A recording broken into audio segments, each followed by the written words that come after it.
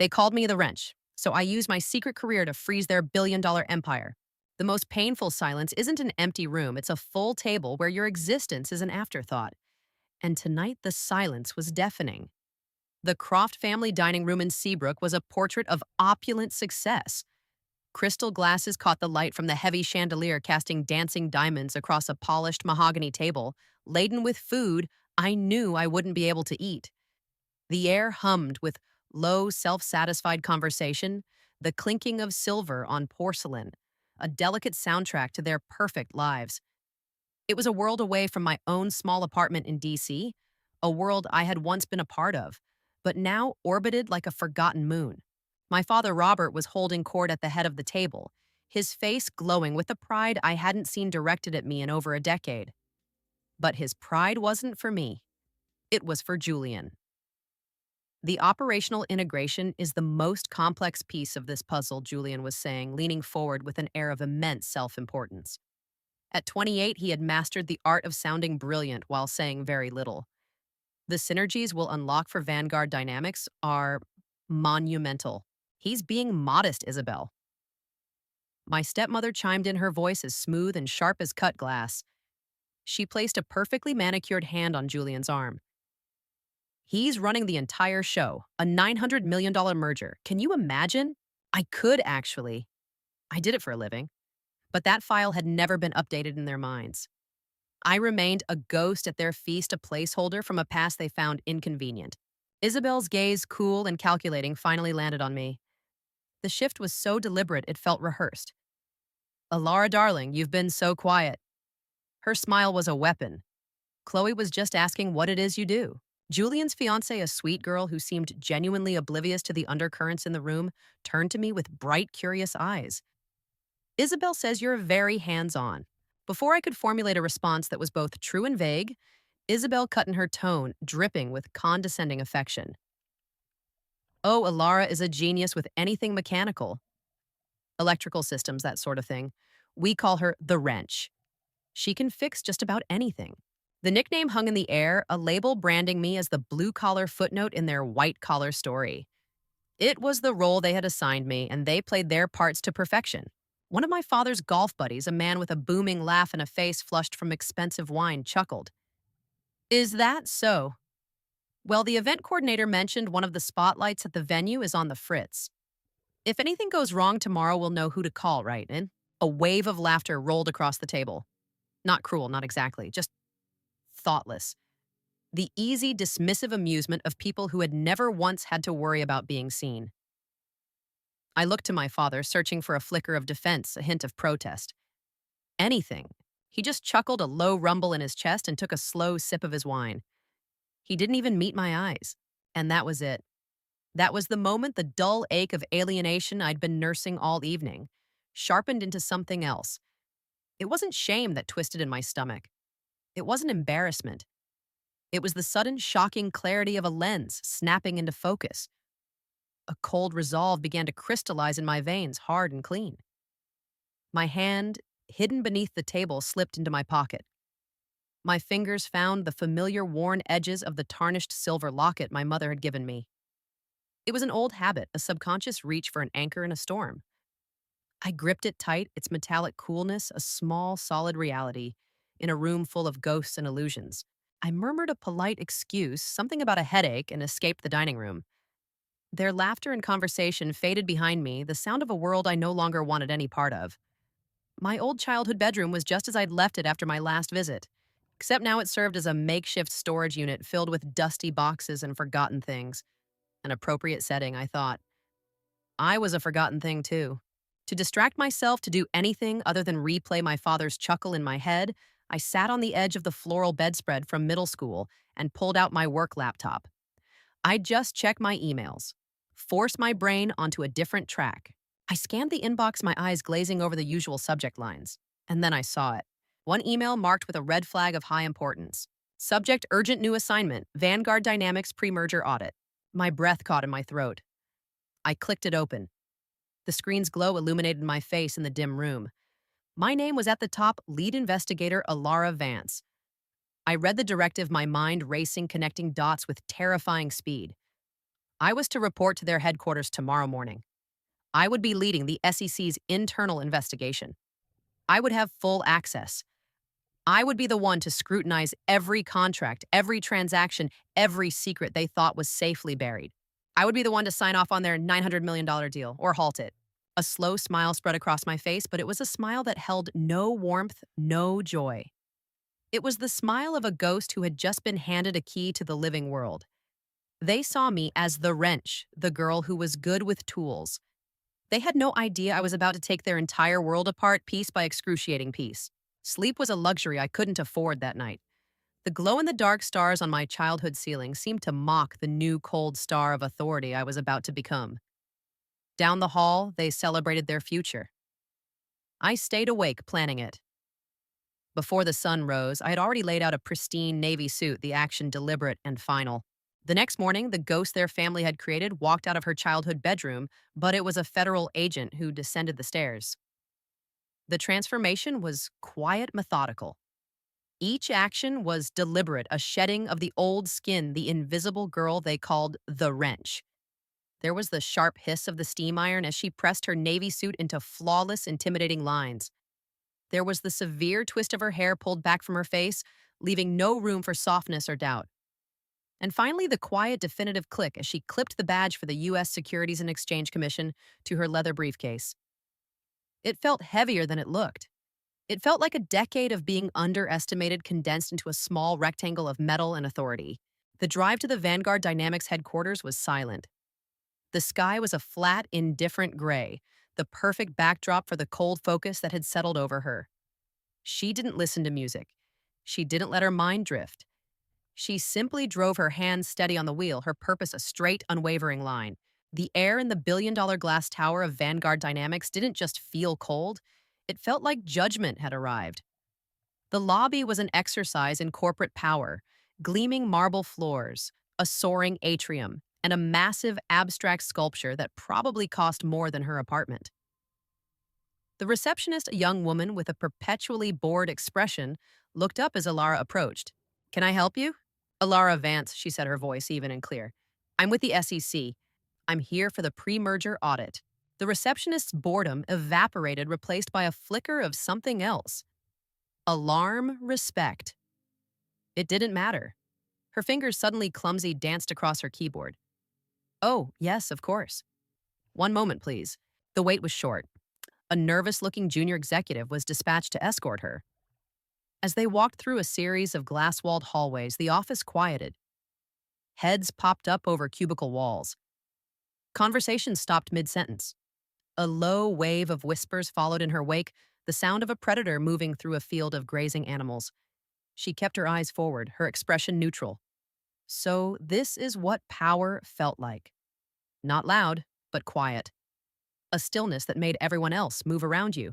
And then she saw him. Julian was standing outside the main conference room, the one with the panoramic view of the city.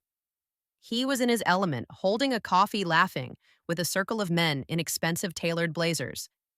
They all had the same, easy, confident posture of those who have never had a door closed in their face. He was the king in his castle. He turned mid-laugh and his eyes met hers. The smile didn't just fade. It dropped off his face as if it had been chiseled away. The color drained from his cheeks. The confident posture stiffened into something rigid and confused. "Alara," he managed, his voice a choked whisper. "What? What are you doing here?" She stopped directly in front of him, forcing his colleagues to fall silent. She let the question hang in the air for a beat, enjoying the tectonic shift in the atmosphere. The power dynamic so entrenched just moments before was now liquid reforming around her. "Good morning, Julian," she said, her voice cool as the marble floor. "I'm your lead investigator. We're scheduled for 9 a.m. He blinked. Once, twice. The cogs were turning but failing to catch. "You're the auditor." "I am." She didn't offer a smile. She didn't offer a single concession to the life they had shared before. She simply held his gaze, and for the first time, she saw him as what he was: not her golden boy stepbrother, but an executive in a company under federal review. She stepped past him, the slight movement, a clear dismissal, and walked into the conference room as if she had built it herself. Because in that moment, it was hers. She could feel him trailing behind her, his footsteps uncertain. The other executives filtered in slowly, their eyes darting from the pale, stunned Julian to the unknown woman who had just claimed the head of their table. The confusion in the room was a palpable thing. Then Isabel walked in. She was the image of corporate authority dressed in a deep green suit that screamed money and control. Her heels clicked loudly on the tile floor, a sound that usually announced her dominance. She strode in a leather portfolio tucked under her arm, a tight smile already in place for her subordinates. And then she saw Ilara. She froze. The portfolio slipped slightly in her grasp. The confident stride halted. The smile vanished. All the carefully constructed armor of Isabel Croft cracked, and for a single breathtaking second, Ilara saw the raw panic beneath. Oh, Isabel said. That was it. Just the one word small and hollow. Good morning, Isabel, Ilara said, her voice devoid of any warmth. She didn't stand. She didn't need to. Isabel, recovering quickly, nodded stiffly and took a seat across the long table as far away from Ilara as possible. A tense silence descended as everyone settled. Ilara opened her laptop, the quiet click of the keys the only sound. 2 hours later, after a grueling line-by-line review of preliminary financials, Ilara called for a short break. As the room cleared, Isabel lingered, pulling out her phone and turning her back to the glass walls. Ilara watched her reflection. She saw Isabel's thumb fly across the screen, then she raised the phone to her ear. Her words were a hushed, frantic whisper too low to hear clearly, but Ilara caught two of them perfectly. Activate the contingency. When the meeting resumed, the tension had sharpened to a razor's edge. Ilara navigated through contracts and vendor payments, her questions precise and relentless. She was no longer a ghost. She was a hunter. Finally, she arrived at the item she'd been waiting for. She paused, letting the silence stretch. Then she slid a single document across the polished surface of the table. It stopped directly in front of Julian. Julian, she said, her voice cutting through the strained quiet. This approval for a discretionary marketing expense of $200,000 to an unlisted third-party vendor. It has your signature all over it. Can you explain the discrepancy? A signature on a piece of paper can build an empire. Or as Julian Croft was learning in the deafening silence of the conference room, it can be the shovel that digs its grave. He stared at the document as if it were a venomous snake, his mind unable to form a coherent defense. He stammered, mentioned a misunderstanding, and tried to deflect, but the damage was done. That one signature was a loose thread, and I spent the rest of the day and most of the night pulling on it. There's a point in every collapse where the cracks stop being subtle and the whole structure begins to groan. For Vanguard Dynamics, that groan started in the late hours of the evening alone, in my makeshift office in the guest bedroom. The initial sloppy accounting I'd found was just the surface. Following the trail from Julian's ill-advised approval led me down a rabbit hole of inflated contracts, duplicate vendor payments, and carefully disguised expenses. It was a masterclass in creative accounting, all designed to make the company look healthier and more profitable than it was. And at the center of the web, I found it a recurring line item for international consulting fees, paid out to a shell corporation with no discernible services rendered. It was a slush fund, a beautifully simple, elegantly illegal slush fund. And while Julian's signature was on the low-level approvals, the big transfers, the ones that truly mattered, were authorized by one person, Isabel. The next day, the atmosphere in the office was thick with unspoken fear. Julian caught me in the hallway as I was returning from a short break, grabbing my arm with a desperation that was startling. His face was pale, his eyes bloodshot. The golden boy confidence was gone, replaced by the raw terror of a man watching his future crumble. Ilara, please, he whispered, his voice cracking. You have to stop this. If this merger fails, my career is over. Everything I've worked for, it's gone. I looked at his hand on my arm, then back to his face. My expression unreadable. I felt a flicker of something, pity maybe, but it was extinguished by the cold fire of a decade's worth of condescension. He wasn't seeing me, his sister. He was seeing a tool he could manipulate a problem he needed to solve. My job is to conduct a thorough due diligence review, Julian. I said, my voice low and steady. I pulled my arm free from his grasp. Your career is not part of my official assessment. You should hope your numbers are clean. Because I'm not your sister in here. I'm the federal government. I left him standing there, stunned into silence, the weight of my words finally landing on him. The final boardroom meeting was the climax. The air was electric. The team from Cygnus Corp, led by a sharp, observant woman named Diana, sat on one side of the table, their faces grim. My father was absent. Even he couldn't stomach this. Isabel and Julian sat on the other side, a tangible foot of space between them. The shattered alliance was already visible. I began without preamble, my voice cutting through the tension. I laid out the minor inconsistencies, first the inflated contracts, the sloppy bookkeeping. Julian sank lower in his chair with each slide. Then I got to the main event. And finally I said, pausing as I clicked to the next slide, we have the matter of a series of large payments to a third-party entity under the heading International Consulting Fees. These payments, totaling over $5 million in the last 2 years, have no corresponding service contracts or deliverables on file. I saw Diana from Cygnus Corp lean forward slightly. Isabel, ever the fighter, crossed her arms. Those are legacy contracts, she said, her voice tight but unwavering. Standard procedure for sensitive international partnerships. It's all within compliance. Is it? I replied calmly. Because standard procedure usually doesn't involve routing payments through 3 separate offshore accounts. A collective intake of breath came from the Cygnus Corp side of the table. Isabel's mask of composure began to crack. I will need to see the authorization for this specific transfer of $1.5 million dated August last year. I continued, my eyes locked on hers. Julian handles operational expenses. Isabel snapped, attempting to throw her son under the bus. Not this one, I said. I clicked the remote again and a new image filled the screen. It was a digital copy of the transfer approval form. This one, I said, letting the silence hang, was authorized directly by you, Isabel. Her signature, a flamboyant, arrogant scrawl, was undeniable. It filled the screen, a monument to her greed. The room was utterly still. Isabel stared at the screen, her face a mask of fury and disbelief. She had been so sure she had hidden it all that her clueless son would be the firewall. She turned to Julian, her eyes narrowing into venomous slits. The protective mother was gone. In her place was a cornered predator. You are an executive, Julian? She hissed, her voice low and dangerous for the whole room to hear. You own your approvals. Don't you dare pass the buck. The public betrayal was breathtaking. Julian flinched as if he'd been struck. The mother-son team that had run this company and our family for years had just imploded. It was over, and everyone knew it. After the session, wrapped in a haze of shock and aborted arguments, the Vanguard team scurried out of the room, avoiding eye contact. But Diana, the lead executive from Cygnus Corp, approached me. She had an unreadable expression on her face, a mix of grim satisfaction and professional respect. She gestured to a small side office, and I followed her in. She shut the door. I knew something was off, she said quietly, her voice devoid of any pretense. Their numbers always seemed just a little too perfect. My board has a zero-tolerance policy for this kind of creative accounting. She paused, her gaze direct and intense. That was impressive, by the way. Your handling of this, thorough, unflinching. I was just following the data, I said. Of course, she said with a small smile that acknowledged we both knew it was more than that. She looked at me for a long moment, a silent evaluation taking place. Tell me, investigator, she said, her voice dropping to a confidential whisper.